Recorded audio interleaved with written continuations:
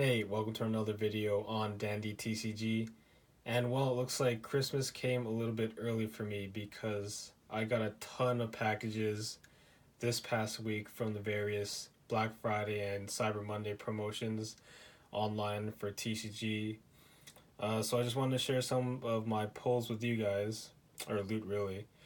Um, Got mostly, I think it's pretty much half and half Pokemon and Yu-Gi-Oh!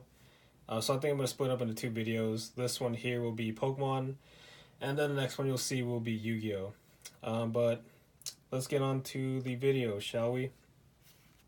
So I just got a bunch of stuff to update my paper collection for some of the latest decks from the past two sets. So first off, I got some Slugma Mag Cargo lines here. Got a few of the 80 HP one and the 70 HP one.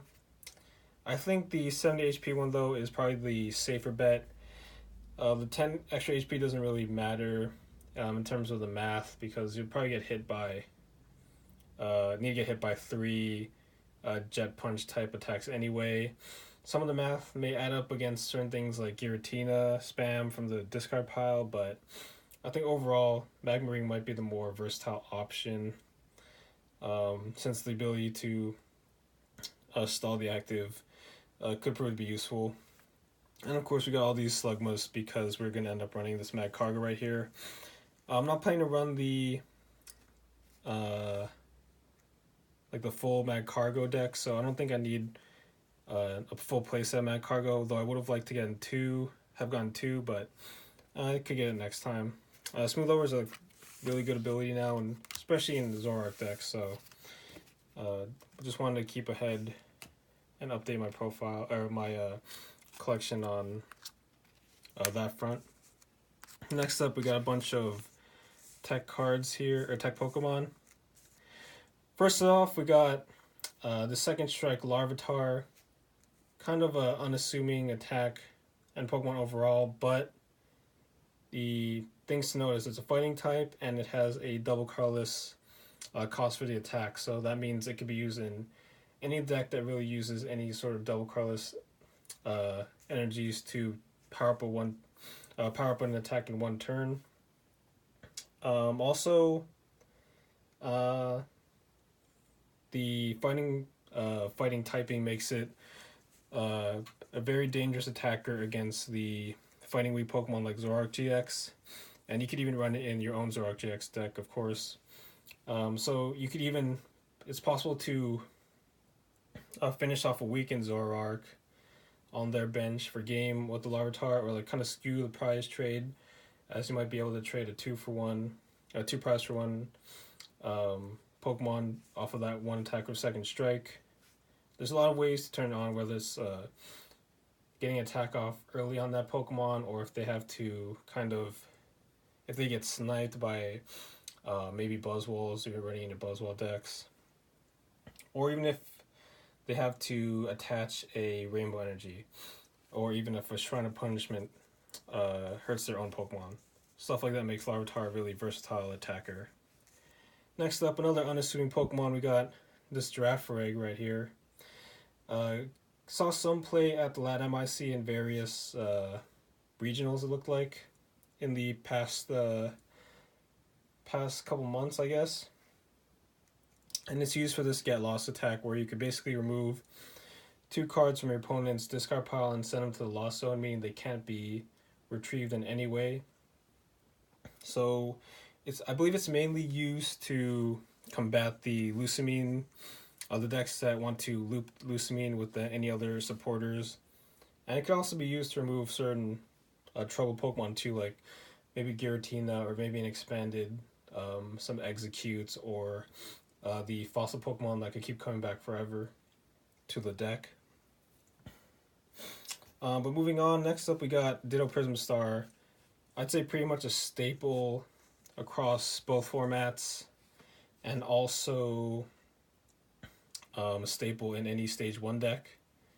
It basically acts as your 5th Zorua, or maybe it could turn to like a Lycanroc, or Magcargo, Weavile, all these sort of tech one of stage 1 Pokemon in decks that could make use of Ditto Prism Star makes it a really good card.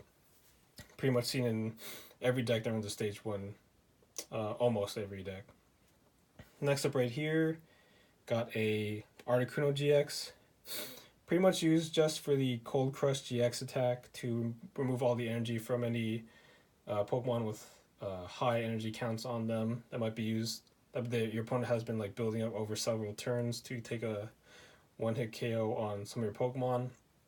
This of course is used in the Zoro control decks in both standard and expanded, and some of the variants that just want to control the amount of energy your opponent has in play and then just eventually stall them out or deck them out. So I just got one up just in case I wanted to build into that route. And finally for my Pokemon, I got a 1 Let Loose Marshadow. Marshadow is really good in particularly standard right now where there's not much disruption. There's no more ends, so pretty much limited to like say Judge and Marshadow really.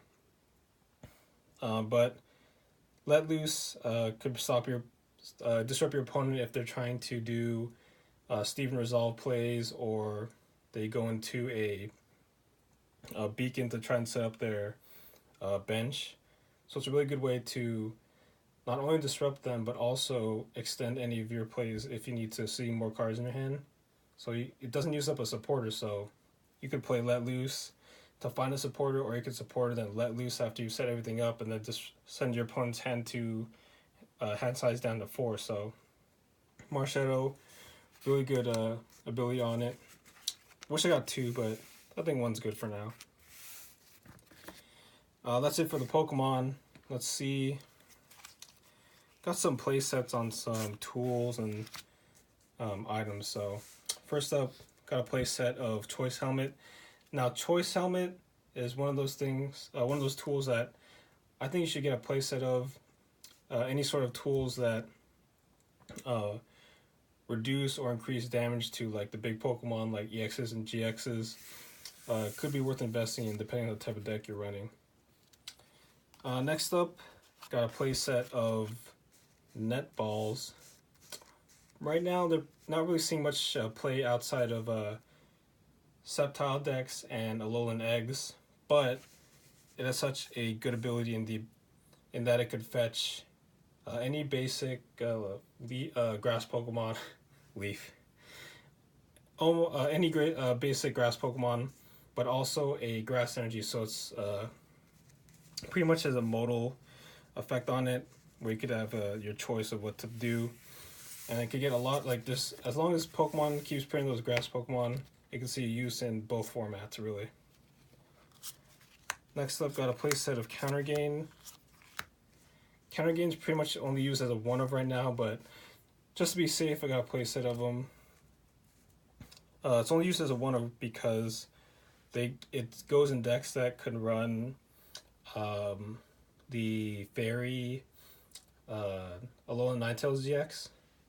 So having the ability to fetch it on demand while also powering up, you could use it on Alolan Ninetales GX to power up a 1 energy Sublimation GX to knock out Ultra Beast, or you could use it to have a 1 energy Dangerous Rogue attack. So it's pretty crazy, like a 1 energy, like potentially 250 damage knockout on presumably either a high profile target like a Buzzwole, non-GX Buzzwole, or on a huge GX Pokemon.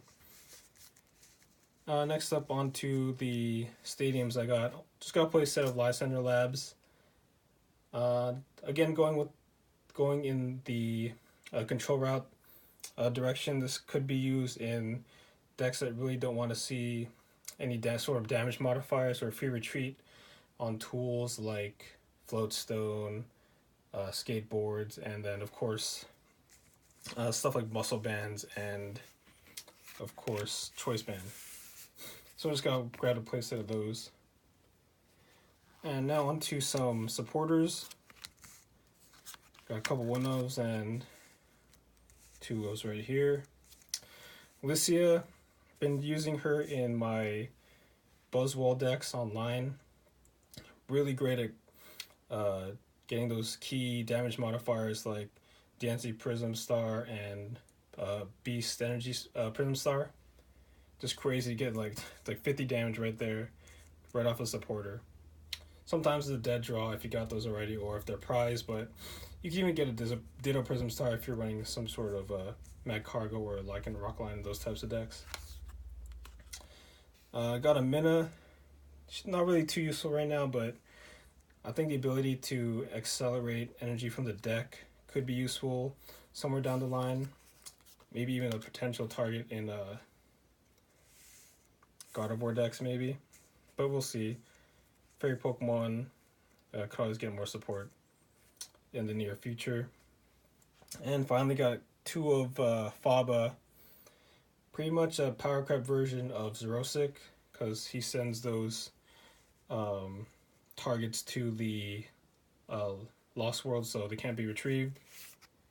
Again, thinking of building some sort of control deck, so I think a 2 of is a safe count for Faba right now. And next up, probably my favorite card that I got on this Pokemon Mail Day. Got a 3 of Sightseer. Not exactly a staple supporter, but it could be a 1 of in certain decks, but maybe as much as a 3 of in decks I need to discard aggressively to make use of cards in the discard pile, like what do you call it? Malamar, and